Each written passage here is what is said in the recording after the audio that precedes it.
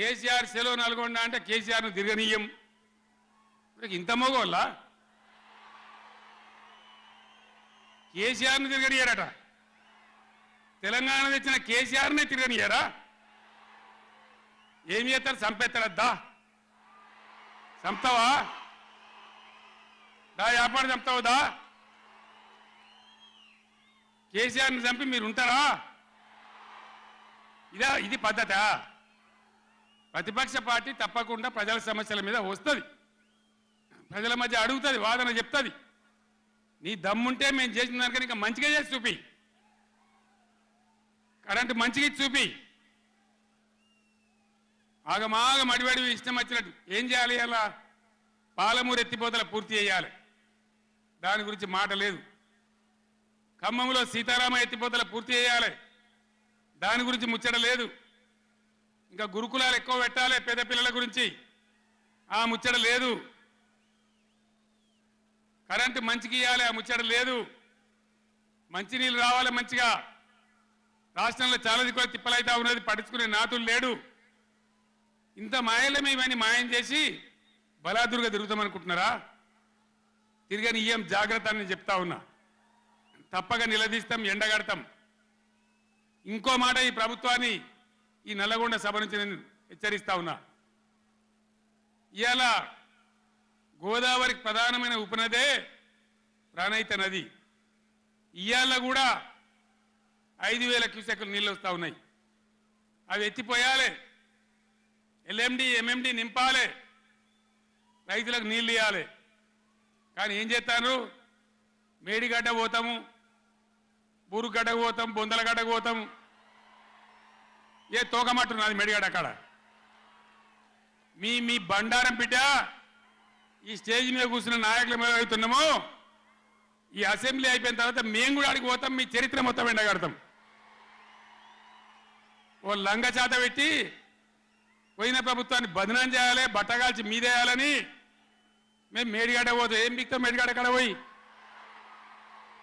ఎందుకు పోతున్నావు మేడిగడ్డకు? దమ్ముంటే నీళ్ళు ఎత్తిపోయి, నీళ్ళు ఉన్నాయి కాబట్టి డ్యామ్ పెట్టి కూడా నీళ్ళు ఎత్తిపోయచ్చు. రైతుల ఈ కేసీఆర్ని బదనాం చేయాలని ఒక దుష్టబుద్ధి పెట్టుకొని రైతుల పొలాలను కొడతారా? ఇలా బంధు పెట్టిన మైబాద్కు నీళ్ళు వస్తలేవు, డోర్నగర్కు నీళ్ళు వస్తలేవు, సూర్యాపేటకు తుంగతుర్తికి మునిపొచ్చిన నీళ్ళు వస్తలేవు, తగ్గిపోతున్నాయి. ఇదా మీ రాజకీయం? మీ చిల్లర రాజకీయం. మేడిగడ్డ కాడైనా ఉంటే అందులో 250 పిల్లలు ఉంటాయి, 250 300 ఉంటాయి. కాళేశ్వరం ప్రాజెక్ట్ అంటే ఒక ఆట బొమ్మ కాదు. 3 బ్యారేజీలు ఉంటాయి గోదావరి మీద, 200 కిలోమీటర్ల టన్నెల్స్ ఉంటాయి, 1500 కిలోమీటర్ల కాలువ ఉంటుంది, ఒక 19 సబ్స్టేషన్లు ఉంటాయి, ఒక 20 రిజర్వాయర్లు ఉంటాయి. ఇదంతా కాళేశ్వరం ప్రాజెక్ట్ కాదట. ఒక 2-3 పిల్లర్లు కుంగిపోయినాయి.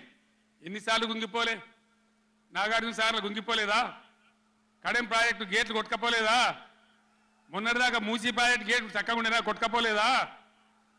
ఏదైనా పోతే సదరాలు దాన్ని మంచిగా చేయాలి, తొందరగా మంచిగా చేసి రైతులకు నీళ్ళు ఇవ్వాలి. కానీ మేము మేడిగడ్డకు పోతాం, బొందలగడ్డకు పోతాం, ఇదా రాజకీయమా? ఇది తెలివా? తెలివి అనిపించుకుంటుందా? ఇవి కాదు కావాల్సింది, రాష్ట్రానికి ప్రజలకు కావాల్సింది. ఓ లోడొచ్చు, వాళ్ళు గెలవచ్చు, ఎవరికి శాశ్వతం కాదు. మళ్ళా డబల్ స్పీడ్తో మేము అధికారంలోకి వస్తాం.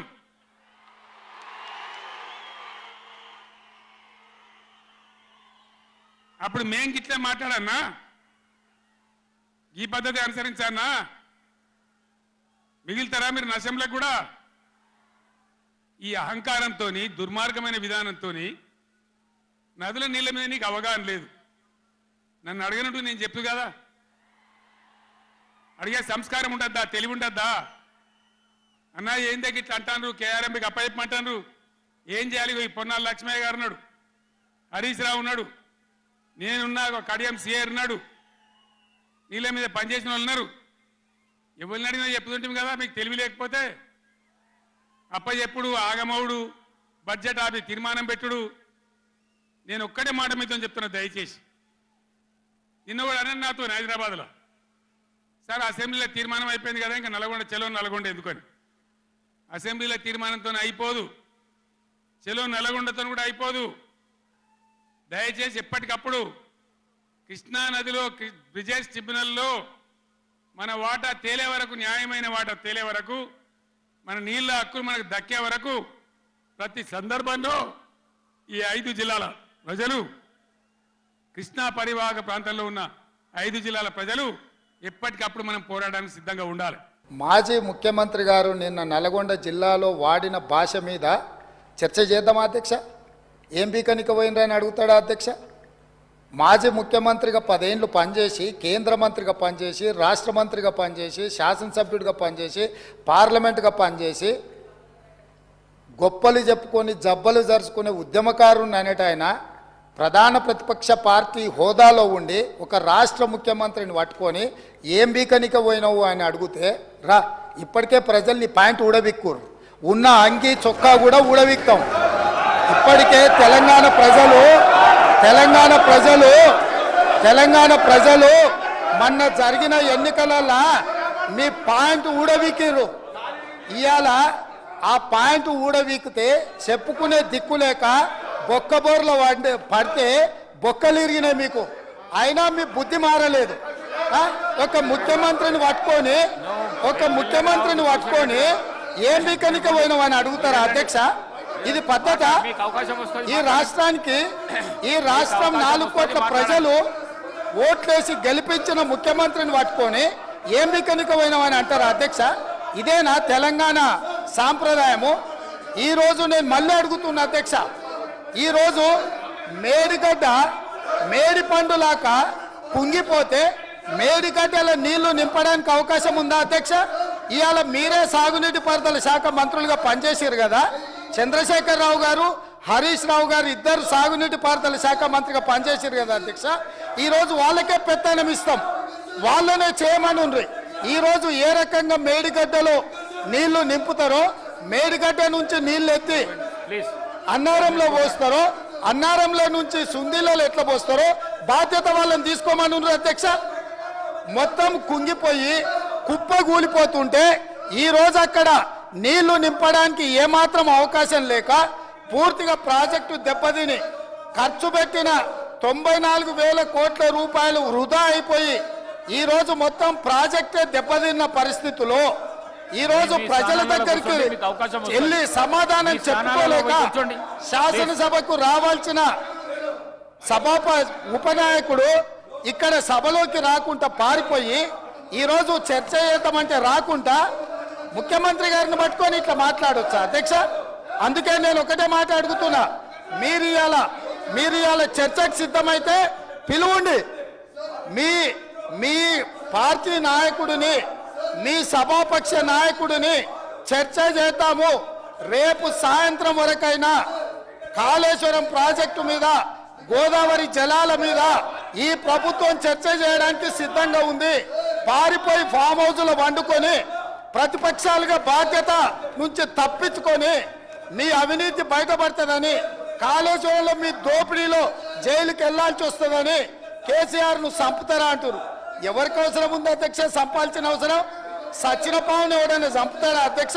మొన్నటి ఎన్నికలలో ప్రజలు ఆ పావును చేత్తో కాదు కట్టెతో కొట్టిరు అధ్యక్ష. ఆ పాము ఆల్రెడీ సచ్చింది. సచిన పావును చంపాల్సిన అవసరం మాకే ఉంది అధ్యక్ష.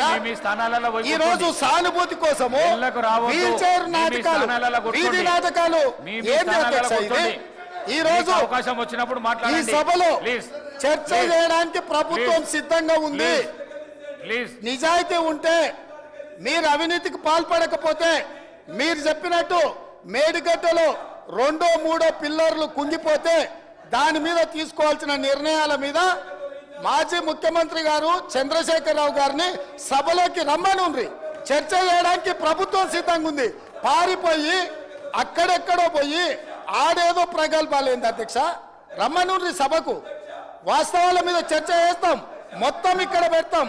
ఇవాళ ఆయన తప్పించుకుంటాడు, ఈయన వచ్చి ఈడ కొత్త మాటలు చెప్తాడు ఈడ. కాబట్టి అధ్యక్ష, దీని మీద ఇప్పుడు జరుగుతున్న చర్చ దేని మీద జరుగుతుందో ఆ విషయం మీద చర్చించమని ఉంది. ఎట్లాగూ సాగునీటి ప్రాజెక్టుల మీద శ్వేతపత్రం పెట్టడానికి మా ప్రభుత్వం సిద్ధంగా ఉంది. మీరు ఏమేమి విషయాలు ఉన్నాయో, ఏమేమి చర్చ చేయదలుచుకుందో మొత్తానికి మొత్తం శ్వేతపత్రం సందర్భంగా చర్చ చేద్దాం. లేదు కాళేశ్వరం మీద మీరు చర్చ అంటారా, దానికోసం ప్రత్యేకంగా తమ సమయం కేటాయించండి. కాళేశ్వరం మీద చర్చ చేయడానికి మేము సిద్ధంగా ఉన్నాం అధ్యక్ష.